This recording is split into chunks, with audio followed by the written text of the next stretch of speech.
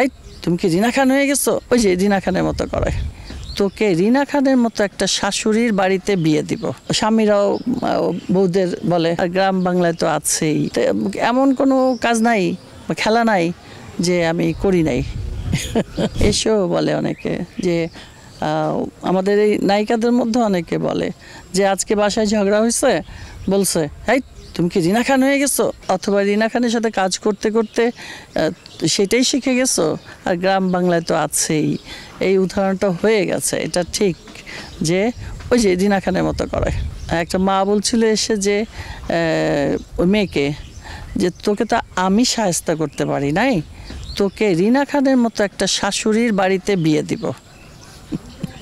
আসলে তা না, পারিশ্রমিক আমি যতটুকু পেয়েছি, মানে আমাকে যা দেবে বলেছিল তাই দিয়েছে। এখন যদি কেউ আক্ষেপ করে যে পারিশ্রমিক আমার লক্ষ লক্ষ টাকা কেউ মেরে দিয়েছে বা পায়নি, এখন সে যদি নিজে থেকে সেটা ধারণ করে থাকে যে আমাকে দেওয়ার কথা এইটা, আমি ভেবেছি এটা না, আমাকে যা বলা হতো তাই দিত, এইখানে পারিশ্রমিক নিয়ে আমার কোনো মানে আক্ষেপ নেই। হ্যাঁ বলে বলে বলে এটা বলে যে আপনার জন্যই শিখছে।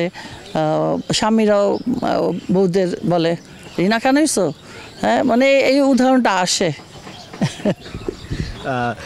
রিনা খানের গ্রামের বাড়ি কোথায়? আমাদের তো মাদারীপুর। ছোটোবেলা তো মিরপুরে বড় হয়েছি, খুব ডান পিটে ছিলাম, ছেলেদের সাথে গুল্লি খেলতাম, ডানগুটি খেলতাম, ক্রাম বোর্ড খেলতাম, নৌকা চালাতাম। তখন তো যে সব পানি ছিল, এই জায়গাটাও পানি ছিল।